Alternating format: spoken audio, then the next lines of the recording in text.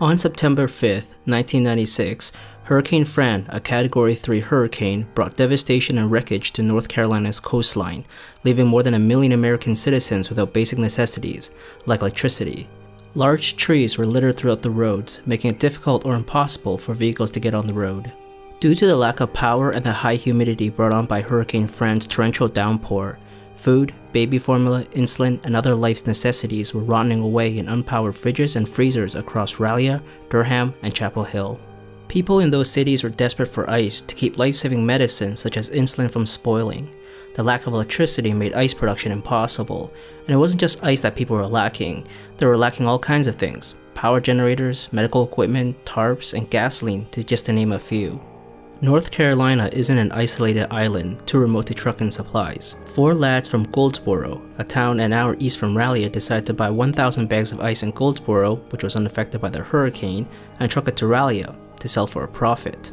A bag of ice typically went for $1.70 in North Carolina, but these young men knew that the hurricane-affected citizens of Raleigh would be willing to pay much more than $1.70 for a bag of ice. How much would a mother be willing to pay for a bag of ice to keep her baby formula from spoiling? Or somebody with diabetes, how much would they be willing to pay for a bag of ice to keep their insulin from spoiling? The men brought their ice trucks to near downtown Raleigh and set up shop, supposedly selling each bag of ice for more than $8, close to 5 times the normal price for a bag of ice. But times were desperate and people started lining up for the pricey bags of ice. That wasn't until the police came and arrested the 4 men for selling ice. Their ice truck with the bags of ice were brought back to the police station and impounded. That's because North Carolina had anti-gouging laws, which made it illegal to sell or rent any merchandise or service which are consumed or used as a direct result of an emergency, or which are consumed or used to preserve, protect, or sustain life, health, safety, or comfort of persons or their property with the knowledge and intent to charge a price that is unreasonably excessive under the circumstances. Charging almost 5 times the normal price for a bag of ice was deemed unreasonably excessive.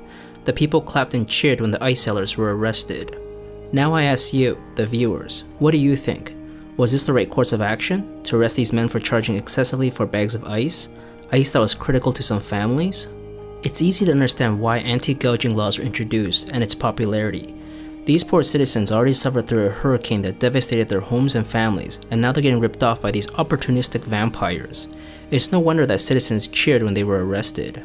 But on the other hand, with the ice sellers arrested and the ice truck impounded, the people were still left with no ice. Morally, it felt good to see the opportunistic vampires arrested, but it didn't solve the lack of ice problem for the people of Raleigh. Apparently all the ice these young men brought to sell melted when the ice truck was impounded. Upon hearing the arrest of these 4 young men for illegally selling ice, you can imagine people living in areas unaffected by the hurricane would be discouraged to bring ice to Raleigh to sell.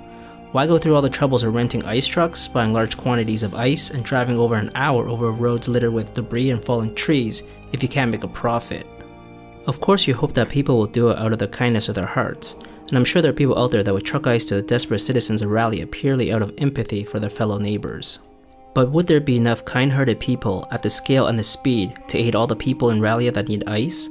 Would you voluntarily truck ice to the people of Raleigh without any expectations of profit? How about government? They should be protecting and serving during times of need resulting from natural disasters. Well, government did supply ice to the citizens of Raleigh, however it took them 6 days to do it. As we've seen with another hurricane disaster, Hurricane Katrina, government response can be slow in disaster relief. Now you could be saying, then government should do better, that's what my taxes are paying for. And I'm sure that many people will agree with you, government should do better. But then we maybe just be like the citizens of Raleigh, clapping at the rest of the young ice sellers. Feels good to demand justice, but in the end, they are still without ice. An economist will look at this situation and say if there were no anti-gouging laws, many entrepreneurs in the area surrounding Raleigh would be more than willing to truck in as much ice as the people of Raleigh needed, quickly and efficiently, provided they can make a profit. The influx of ice sellers would drive down the price of ice, since ice isn't a protected market, say like certain pharmaceutical drugs with patents. Citizens of Raleigh would quickly have their supply of ice. 6 days later, the mother of all ice supplier arrives, the government. The price of ice will be driven close to zero, assuming the government is giving out ice for free. Now, what do you think?